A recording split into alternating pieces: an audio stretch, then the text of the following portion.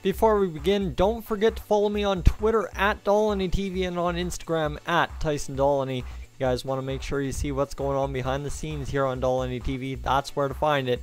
Let's get going. This is Dolynny TV, guys. A big welcome back. Hold on.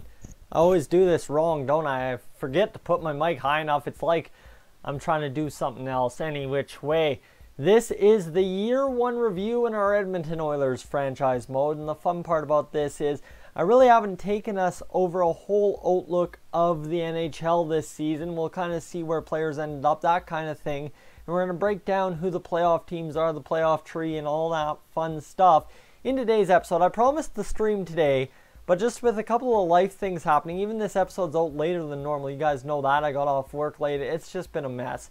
But either which way, what I want you to do right now, this episode is more so just filler space to get you guys into the Dolynny TV crew, right? Subscribe, and then hit the notification button to make sure you don't miss the stream notification for tomorrow. I can't guarantee the stream will be tomorrow. Who knows what will happen, but I am hoping and betting it will be. So with that said, don't forget to leave a like on today's video, and let's get right to it. We already broke down our points scoring leaders this year in the last episode. If you haven't watched that, go back and watch the end of year one in absolute failure. So let's go right like this. The Pacific Division, San Jose, Anaheim, Los Angeles, Calgary, and Arizona all make the playoffs. That's your playoff teams. The cutoff was 90. We finished with 84 points.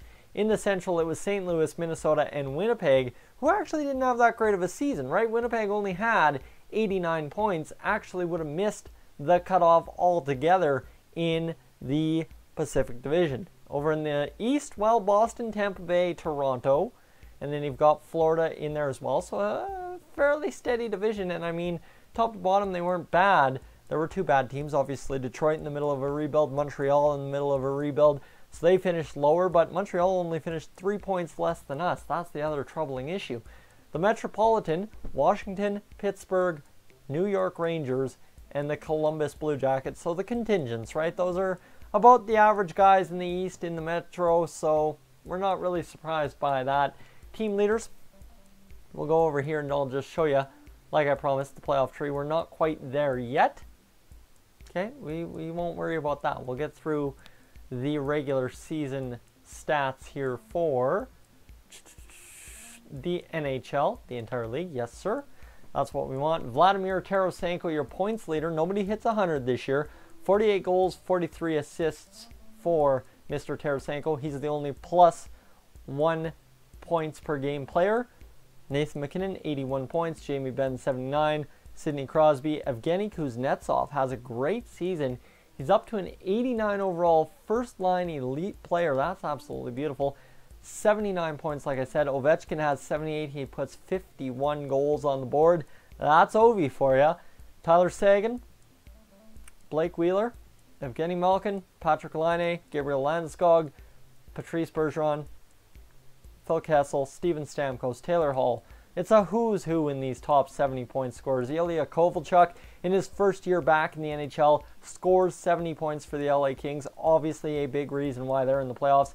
Matthew Barzal, man, those Islanders fans thought they were so doomed when they lost Mr. John Tavares. Well, how about a 72-point campaign out of Matthew Barzal? Would that change your mind? I think it would very quickly. Brad Marchand, Sean Monahan, and that rounds out your top goal scorers and points getters by 70 points or more. Go over to the goalies. This is going to be a fun stat to look at. Goalie stat percentage. Well, how about this? Tuukka Rask, 41 wins, 39 for Vasilevsky. Lundqvist had 39, Dubnyk had 39, Jones 38, Allen 38, and then you've got Bobrovsky and Holtby with +35. Save percentage, this is where it gets really fun, because you see, we don't really have a goalie in the top tier, but when you're talking about guys who were starters, man alive, Cam Talbot had a .923 save percentage in 67 games played. He was not the problem in Edmonton. .923 does not play to being a .500 goalie. It does not. And goals against average, this is a really good thing for Cam Talbot. You see, okay, he wasn't in the elite. Obviously, these are playoff numbers, but he's right up there. He's right up there with these guys. And when you count out, there's a couple of guys who have played 17 29. It really makes 15 for Halak. And realistically, Cam Talbot was a lot better of a goalie than he is getting credit for this year, that's for sure. Rookie skaters, this is the other interesting stat I want to take a look at. Points. Yeah, Andrei Svechnikov scoring a total of 44 points for the Carolina Hurricanes. Casey Middlestat up to a 79 overall, medium elite potential, puts up, well, 38 points at 79 overall, like I said. Luke Kunin, Valentin Zykov, I always want to call him Vikov, I don't know why. Jordan Greenway, 20 points. Nick Karelidis, 19. And then Aston Reese as well with 17 points. Hey! Out of the guys who played 82 games this year, Ethan Bear gets 9 points as well.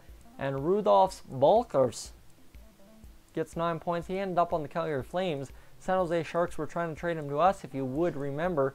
Who are the rookie goaltenders? Who really stood out? Well, Eric Comrie, Malcolm Subban, Jack Campbell, who was 500, Thatcher Demko was 0-2, John Gillies, and Linus Ullmark, kind of that weird one here. You see he leads in the win column, save percentage column pretty much, and goals against average. For being as used as he was pretty good. So we can't fault Linus Ullmark for being on the Buffalo Sabres and getting things done. So the awards, do we have the awards wrapped up yet? Washington Capitals, President's Trophy, Clarence S. Campbell, Prince of Wales. Team awards, it's not what we're looking for. We're looking for player awards. And we don't have the player awards yet, so let's get right to it. We're going to go find ourselves at the end of the regular season and get into the postseason here and hopefully get into what will be a good time for the Edmonton Oilers. So let's get up to here, and there we go. NHL season has ended. Okay, stop the simulation. And that will bring us to where we start off with our end of season wrap up, right? The draft, free agency. I might do that in two different strokes for the live streams. Friday night, Saturday night. Maybe, I don't know. You guys are going to have to let me know on the comments there and let me know what you think. Either which way, I want to see if we got the player awards for this season yet or not. Doesn't look like we have those available. Playoff tree is available. So awards are not available as of right now. Playoff tree is available, however. So it's Minnesota, Winnipeg, St. Louis, Arizona, Anaheim, LA, San Jose, Calgary, Pittsburgh, New York, Washington, Columbus, Tampa Bay, Toronto, and Boston and Florida. So some good matchups for sure, and we'll see how it all plays out next episode round, right? The last thing I want to show you is just kind of, guys, the contracts. That's the one thing we have to go into. Open mind about who's coming back, who's not, right? And we'll see here. Okay, for this season, we've got Scotty Upshall, Kevin Gravel, Marcus Johansson, who doesn't want an extension. That's the tough sell. Jujhar Khaira, Ty Ratty, Darnell Nurse, and Jesse Puljujarvi, Tobias Reeder. And that is it. That's all we have to re-sign, right? That's a lot of cap space. But letting go of Scotty Upshall, letting go of Kevin Gravel is going to make easy work of freeing up some cap space, right? That's 1.3 mil freed up. Now, of course, you can't lose these guys. Yes, Puljujarvi is going to be expensive, but we have shed cap. We are sitting at a total cap space of 7.983 right now, with a lot of cap that needs to be re-signed. But you think about Tobias Reeder, do we really need to re-sign him? I think we can get him cheaper. Like, see, if we go offer him an extension, he wants 2.1, 2.5, so he wants more. But do we really need a Tobias Reeder? I'm not sure. Jesse Puljujarvi is obviously going to want more. I'll show you what he wants. He wants $4 million. He's going to grow into that, and that's going to be a tough sell. Darnell Nurse is going to want probably $4 or $5 million. Yep, 5.25, and you see it only goes up from there. So can't exactly be worried about Darnell Nurse taking a pay cut. Ty Ratty, do we really want Ty Ratty back? I'm not a fan of him, but $1 million, that takes out the Scotty Upshall equation. I think that helps us. Jujhar Khaira, a tough question as well, 1.825 for a third line, fourth line guy. Tough sell. Marcus Johansson, this is the one that's going to be the real bullet, 5.05 million. That's tough to take, right? That's a very challenging contract to maneuver. We're going to have to figure that out. Obviously, if we re-sign him now, we can probably get him for about 4.7, which would save 300,000, but you see the cap space is tough.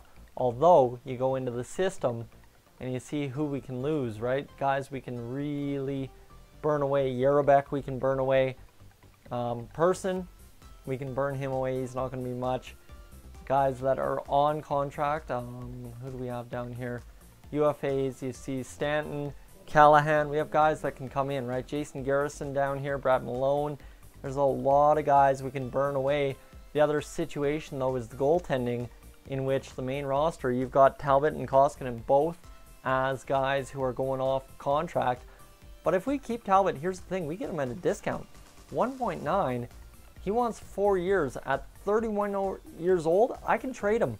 I can trade him and get good value for him at 33, 34 when Stuart Skinner's ready. So you see, you know what, not bad. We've got $18.925 in extension money remaining. We're going to be fine. Absolutely. Especially when you steal Cam Talbot for that much. And Mikko Koskinen, do we really need to sign him for 2.5? No. We save an extra, what, $3.5 million in goaltending? That's going to be absolutely incredible. That saves us tremendously. Guys, thank you so much for tuning into the season review episode of Dolynny TV's Still got MLB on the brain. NHL 19 Edmonton Oilers franchise mode. I will catch you guys in the next one.